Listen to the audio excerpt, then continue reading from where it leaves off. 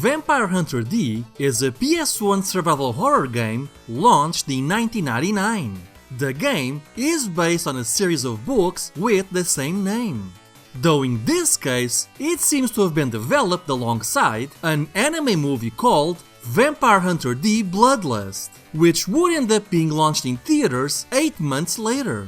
I remember when I was a kid and I borrowed this game from a friend and I absolutely loved it. Mostly because I hadn't played Resident Evil up to that point, and this game would end up being a nice substitute. In fact, even though I barely remember anything from the time I played this game back in 8th grade, I do at least recall greatly enjoying it.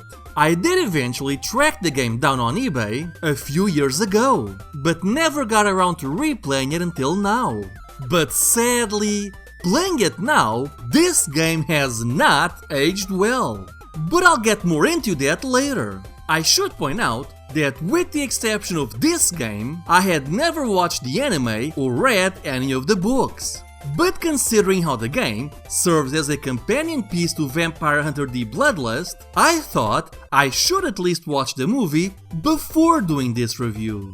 And I gotta say, the game may not have aged well, but the movie sure did.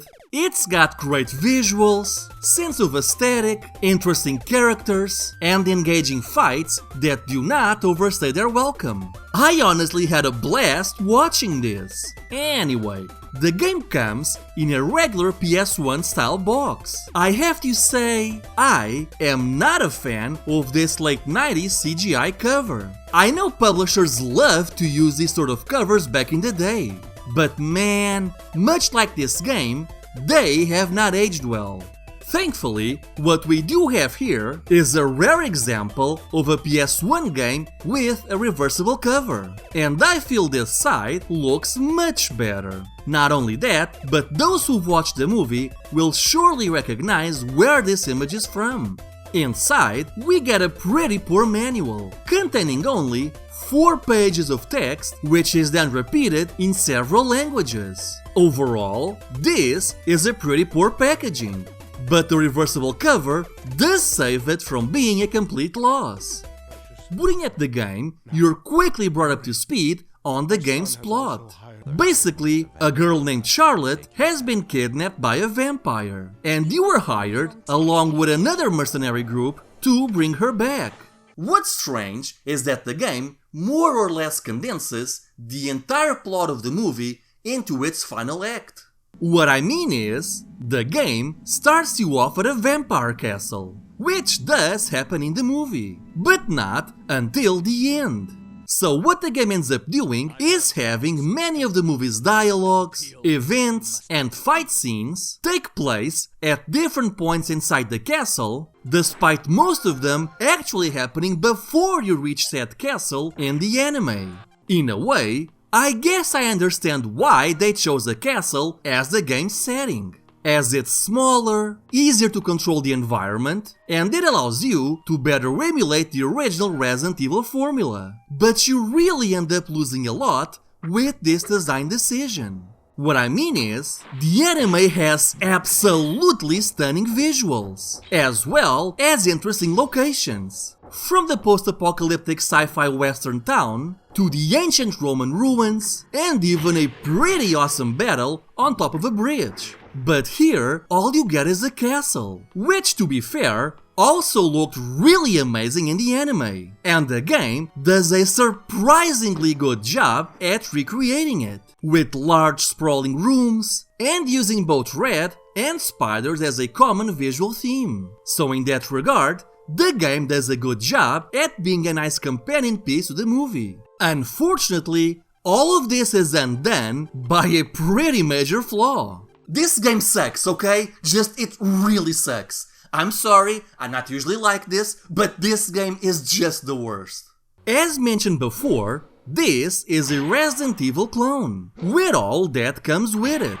Tank controls, fixed camera angles, and it can take the console a few seconds to load the next screen. Meaning, if you're in a fight or walking around too much in the same room, you can get stuck in flow-breaking loading pauses in multiple successions. But hey, that's fine. Alone in the Dark suffered from this, and Resident Evil also suffered from this. These things happen. The problem comes from the fact that, in addition to all of these well-established genre quirks, you now have a combat system that is exclusively melee-based, as well as, oh god, platforming.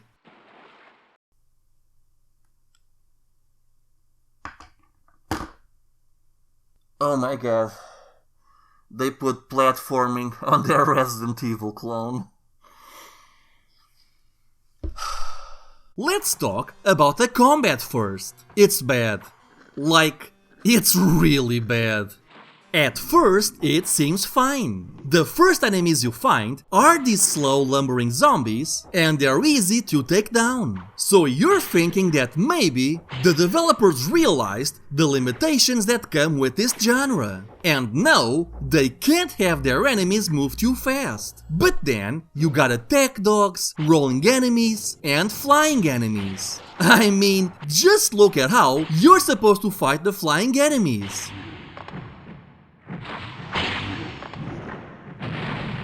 Boy, doesn't this seem fun to you? And you've also got some new moves to help you, like using your cape to block projectiles, and the dash move, which can be used to unsheath your sword while issuing an attack or dodge enemies.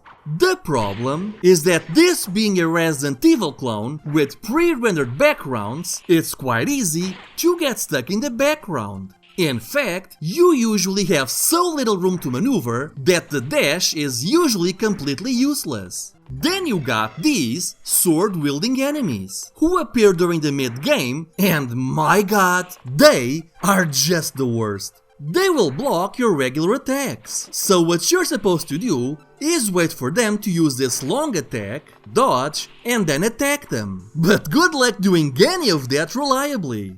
This enemy is by far the most difficult foe in the game. And I'm not just comparing her to regular foes either. No, she's harder than every other enemy in the game and the bosses combined.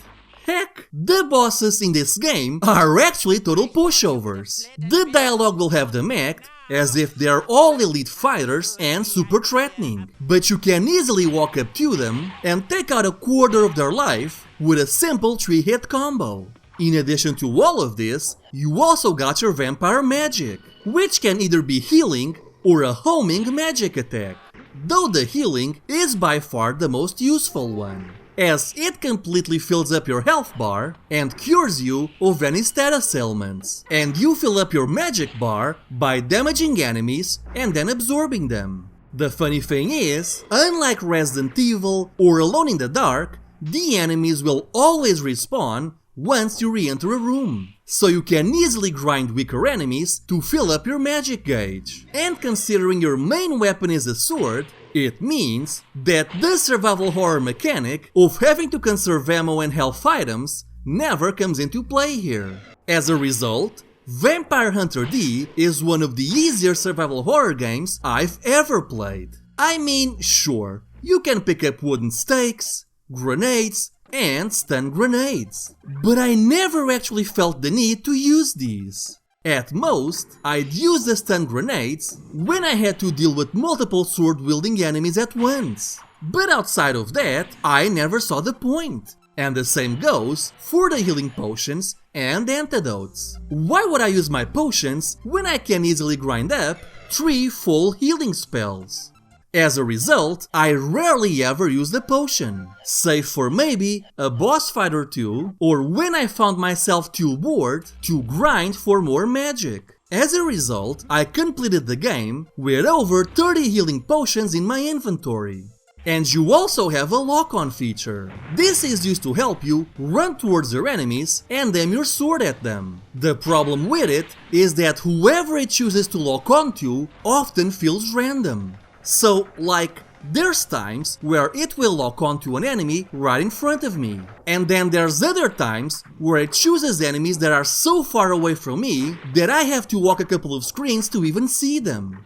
But you don't always realize the game did this, so you might suffer a couple of hits before you understand what's going on and try to relock onto the correct foe. So yeah, it's basically a total crapshoot. But now, I guess it's time to talk about the platforming. Just give me a second, I'm gonna need one of these.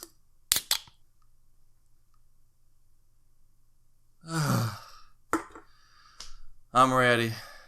What do you get when you have a game with stiff tank controls, static camera angles, and where the backgrounds are pre-rendered so you never have complete depth perception or even fully know which direction you turn into? You get, quite possibly, the most infuriating platforming sections I've ever gone through in any game. And mind you, none of these look like particularly difficult platforming sections. In any other game, these would have been a cakewalk. But here...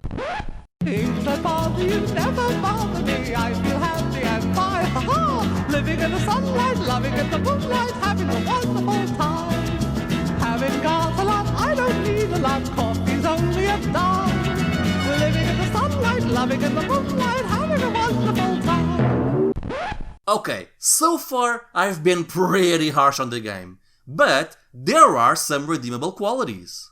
Well, for one thing, I really enjoy exploring the mansion. Like I said, the developers did a good job at recreating the mansion's red and spider motifs from the movie. I know I keep comparing the game to the movie, despite the movie being launched 8 months later, but I'm fairly certain they were developed in parallel, and there must have been at least some communication between both teams. But as I was saying, exploring the mansion is pretty fun. I generally found Carmilla's mansion more fun and interesting to explore than that of the original Resident Evil. Unfortunately though, halfway through the game, you reach a high-tech tower and the game just becomes infinitely less interesting to me during these segments. I know Vampire Hunter D takes place in a post-apocalyptic sci-fi Earth, but when you reach this tower, the change in the game's aesthetics is just so abrupt that the backgrounds become pretty boring, and as a result, feel a lot more generic. Throughout the game, you'll also have a few puzzles to solve, but for the most part, these are rather easy. Almost every puzzle basically equates to finding the right door for the key you just picked up, with most of the actual puzzles you come across being optional in case you want some extra potions or items you're never going to use. As for the plot of the game, well, it's not very good. Like I said, the game basically condenses the entire movie into its final arc. So scenes and events that happened elsewhere in the movie all take place in the castle. The problem with this is that the characters come and go in the blink of an eye and with little context. For example, in addition to Dee, a mercenary squad of 4 brothers were also hired to rescue Charlotte, but 2 of them die off screen and you never even get to interact with them. You also have this dude who appears out of nowhere, claims to be a bodyguard from some region called Barbaroy, and the game just assumes we're supposed to know what any of this means. Which again, all of this is explained in the movie. Then of course you have the voice acting, which... just take a listen. What is this?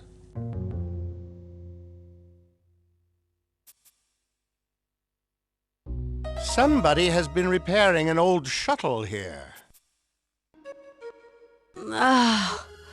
Ouch! This house is dangerous. There are terrible demons. Ouch! You do know that you don't have to copy everything from Resident Evil, right? Finally, the game has 3 different endings depending on a few variables. Some of these are decisions you take while playing the game, but others are almost left completely up to chance. For example, the first time you meet Layla, you can choose to either save her or let her be. You don't really know the impact of that choice, but that's okay. A choice is a choice, and that's fine. But then, there was this boss battle I had to face, and the dude ran away, and you're supposed to chase after him. Or, you can go to Charlotte, who's in the next room. And what the game doesn't tell you is that this choice will impact the final ending. Worse still, you have no idea which door is which. So I just went into the first door I came across. And just like that, I was now locked into a specific ending. Honestly, it's little things like these that bother me. It's okay to give players a choice, even if they don't fully understand their ramifications. But in this case, you don't even know you're making a choice. The game is just tripping you up for the sake of it, and it really takes away from the experience. Overall, Vampire Hunter D is pretty bad. And that's a shame too, because I went into this one really wanting to like it. But the more I played it, the less I did. After watching the movie, I did grow a greater appreciation for the game. But really, that says more about the quality of the anime than the game itself. Because when you get down to it, what you have is a Resident Evil clone with a focus on terrible melee combat, absolutely atrocious platforming, awful voice acting, and with little to no redeeming qualities. If you really want to get this game, you can find it on eBay, with prices ranging anywhere between 20 to 40 pounds. There's also two versions of the game, the original and a budget re-release. Weirdly enough, this doesn't seem to affect the pricing, as sellers will list whatever price they feel is right, regardless of which version they're selling. If you enjoyed the anime, you might like how this can be a companion piece to that movie. But honestly, if you really want a Vampire Hunter D-like game, you're most likely better off ignoring this one and just playing Devil May Cry. Hey everyone, thank you for watching St1ka's Retro Corner. If you enjoyed this video, be sure to like, comment, subscribe, hit that notification bell, and share this video. All that fun social media stuff. And you can also support me on Patreon. It may not seem like it, but even $1 is a really big help in keeping this channel going. Anyway, I hope you have a great day. Bye!